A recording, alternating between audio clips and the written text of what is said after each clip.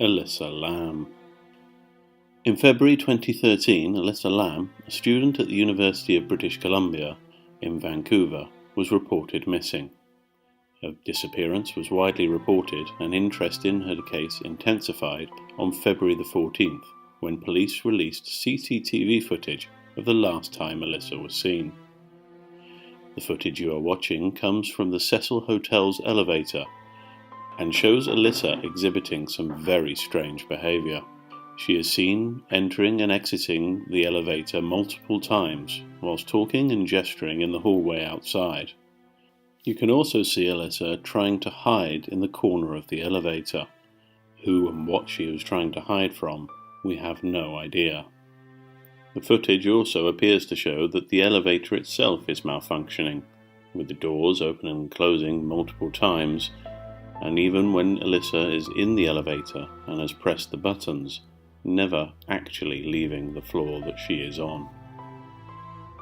The Cecil Hotel, which is located in a rundown area of Los Angeles, has dark history itself, having connections to many notable murders and serial killers.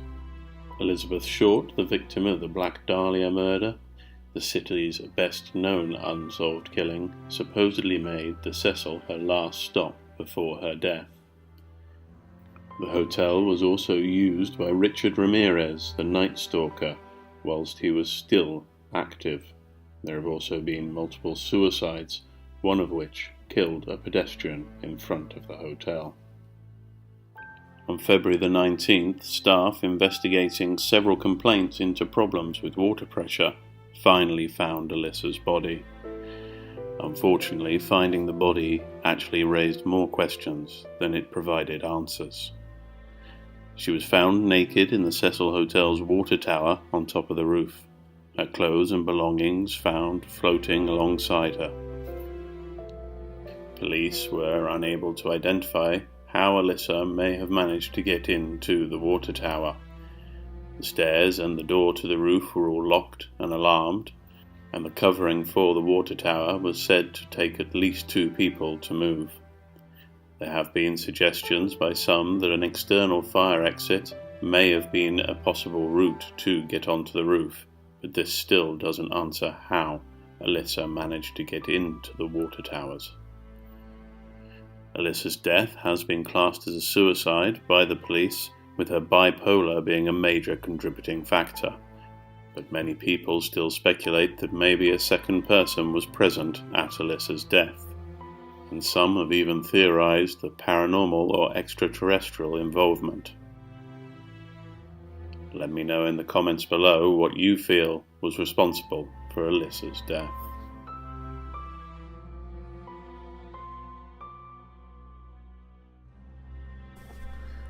Jackie Sutton.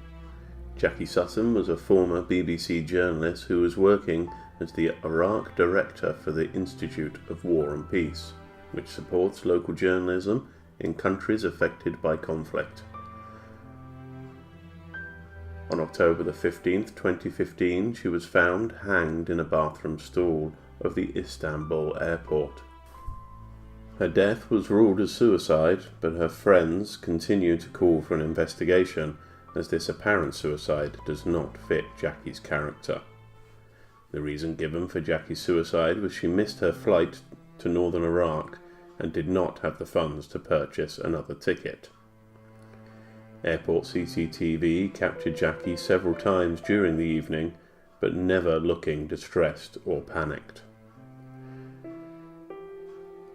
The CCTV shows her entering the bathroom and also showed women entering and exiting over the next 10 minutes until 3 women entered and immediately fled to inform officials they had discovered her body. What do you think? Was it suicide or something more sinister? Let me know below.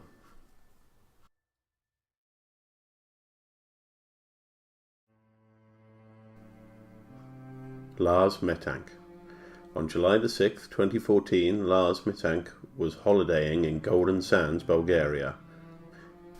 He and his friends got into a fight with 4 other men over a football match, As a result of this fight, he suffered a ruptured eardrum, meaning he could not fly home with his friends. When his friends finally decided they were to leave and left him behind, he decided to check into a cheap motel until he was able to return home. However, after just one day, he started acting odd, with his behavior becoming erratic. CCTV from the hotel showed him to be both paranoid and frightened. He sent a text to his mother, stating that he did not feel safe, that she should cancel all his credit cards, and that he was hiding from 4 men who were supposedly following him.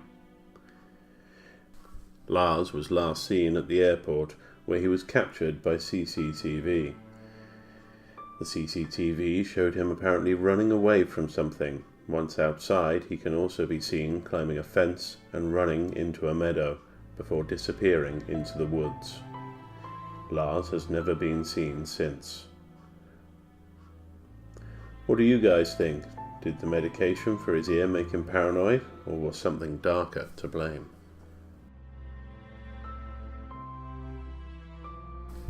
Brian Schaefer.